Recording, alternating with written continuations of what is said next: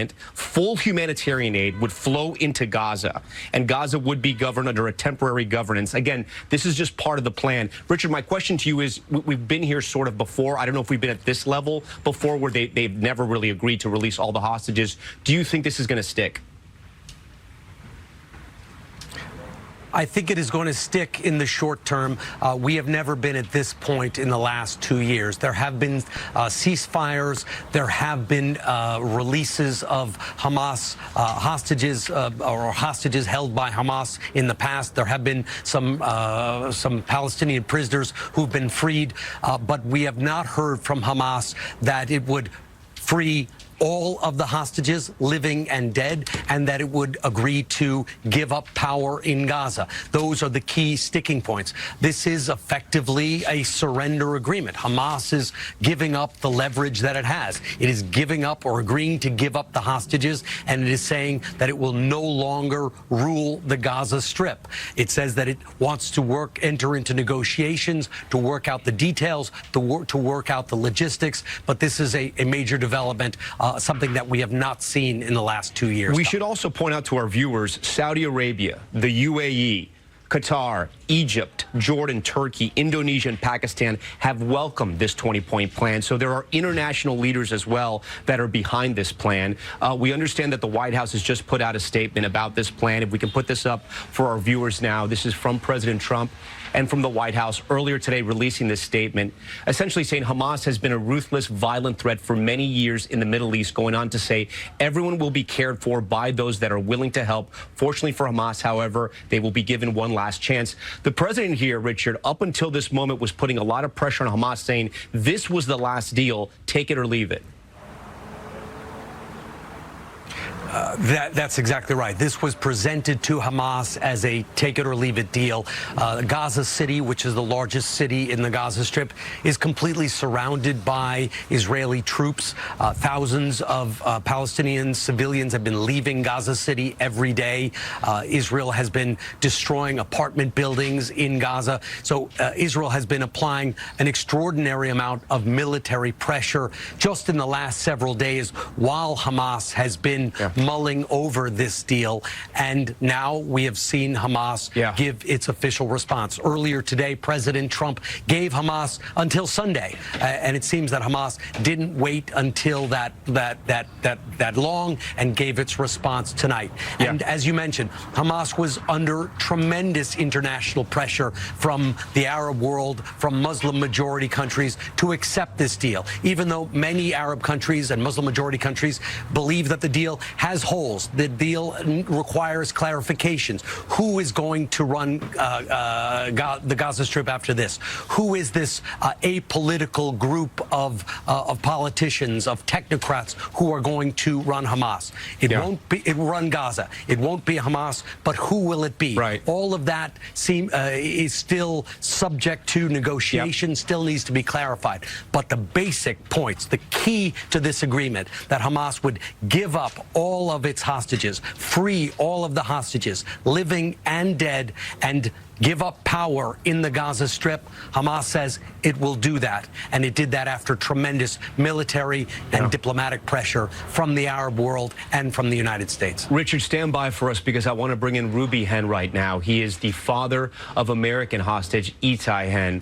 Ruby, thank you so much for joining us on a moment I know in your life that you and your family potentially have been waiting for a very long time. The first time we spoke was right after that terrorist attack nearly 2 years ago in Israel. You had hope that your son was still alive. You later learned that terrible news that he did not survive. Walk us through your understanding of this deal, and if in your family, and I know these are very dark times, if there is a little bit of hope tonight. Yeah, I think first, thanks for having me. I think the full court press of the president and special president envoy Steve Witkoff has been successful. You know, the main component that we, the families, have been wishing to see is that all the hostages, living and deceased, are front-loaded and come at the beginning of this deal. It seems that Hamas is willing to give up and provide that, and wish to understand the other components of the day after in an international summit, which, should be detailed and thought about. And, all of that is nice and good, but I think all of us have had the eye on the ball, including the President of the United States, and after meeting him multiple times and meeting dozens of families of hostages, I think he understood the magnitude and the importance of, first and foremost, getting the hostages out, all of them, and then continuing to discuss how the future of Gaza looks like for the benefit of the people in Gaza, as well as providing the security required by the State of Israel.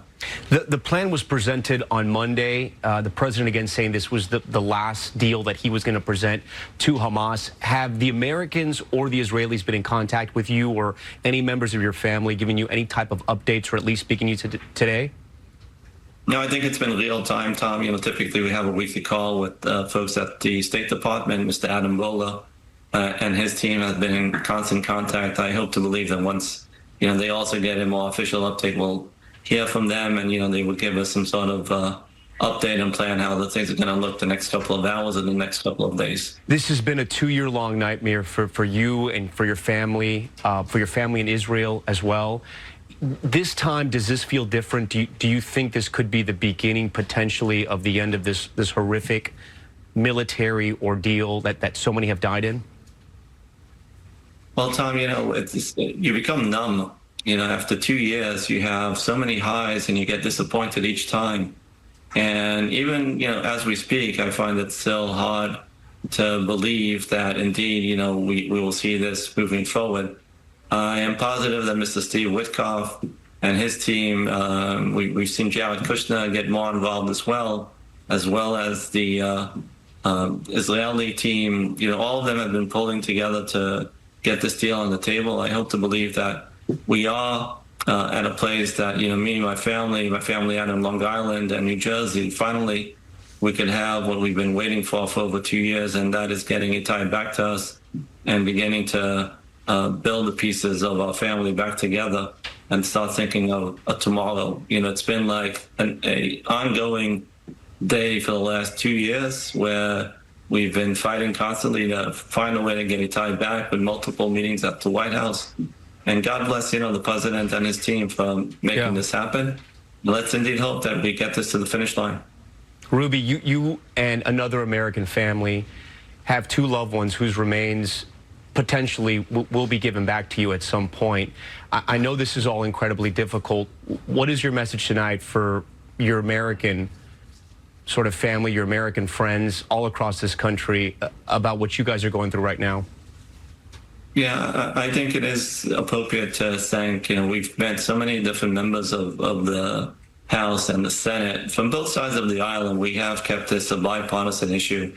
And we, think need to be thankful for all the support that we've been getting from the House as well as the White House and also the previous administration that, we're able to work together with the new administration to continue this effort to bring this tragedy to an end.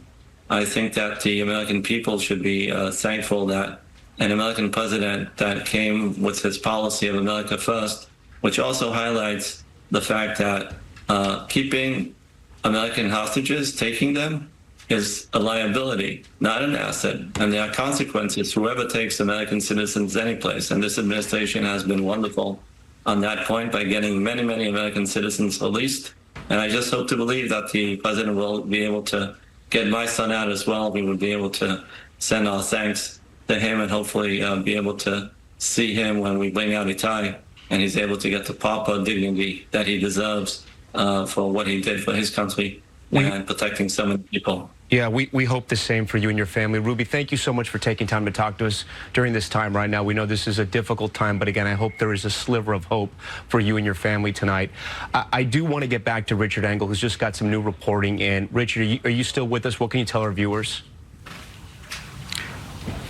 I am, and I just want to make sure that everyone is clear what the statement says, which we've received from 2 sources, from Hamas and from Arab mediators. They are the same statement, and I want to make sure it's clear that what Hamas has agreed to and what Hamas is not mentioning in this deal. So according to this statement, it says, and I'm going to read it for you for a second here, in order to achieve a cessation of hostilities and a complete withdrawal from the Gaza Strip, the movement, which is Hamas, announces its agreement to release all Israeli prisoners, both living and dead, according to the exchange formula contained in President Trump's proposal, provided the field conditions of the exchange are met. In this context, the movement affirms its readiness to immediately enter into negotiations through the mediators to discuss the details of this agreement. The movement also agrees to hand over the administration of the Gaza Strip to a Palestinian body of independents, quote, technocrats based on Palestinian national consensus and Arab and Islamic support. So they are agreeing to release the hostages, living and dead, and to no longer rule the Gaza Strip. But they did not, however, talk about the tunnels. They did not talk about disarmament. They seem to imply that they will be involved in a consensus discussion about the future role of governance in Gaza. It is possible that those conditions are being discussed directly with mediators, but in this discussion, they did not mention anything about the future of Hamas, its militants, its fighters, disarmament, and tunnels. But the key elements, Tom, the key takeaways here, that they agreed to release the hostages and leave power in Gaza, were clearly stated in this statement. Yeah, there's still a lot of questions, including how that aid's going to come in, when exactly it's going to come in. As you know, the starving situation in Gaza right now has been incredibly dire, which we have covered. The rebuilding of Gaza, along with, again, this very sensitive transfer of the hostages, both living and dead. I want to get to Kelly O'Donnell. She's reporting for us from the White House tonight. Kelly, this is obviously a momentous day for the Trump administration. If this all works out, what are you hearing from the White House tonight? Well, I've just been in the West Wing, and officials there were aware of these reports, but not yet prepared to offer an updated comment from the White House. As you indicated, the president had put out a blistering message to Hamas on his social media platform, where he set that Sunday at 6 p.m. deadline, or as he put it, all hell would rain down on Hamas. The response from Hamas, at least at this point, would appear to be buying some time, offering something of enormous value nearly 2 years after the assault on Israel and the start of the war. But as you just discussed with Richard, some very key elements still to be determined.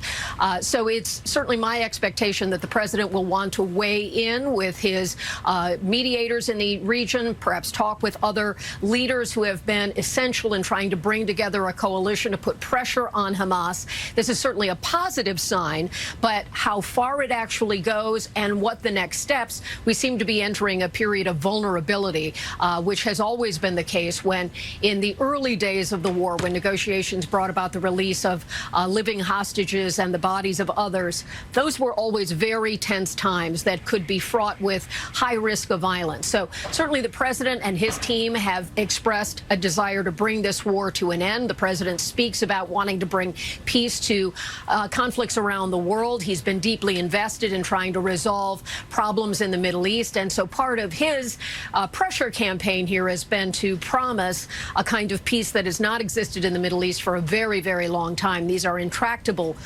difficult problems. But certainly the message from Hamas is responding to the president in ways that this White House will certainly take at face value and want to get some more answers. Tom? Kelly O'Donnell for us. Kelly, we thank you for that. If you're just tuning in, we are covering the breaking news. Hamas has just announced that they are releasing hostages, living and dead, back to Israel and America. That concludes this NBC News special report. We'll have much more ahead on our streaming network. I'm Tom Yamas in New York. We thank you for watching.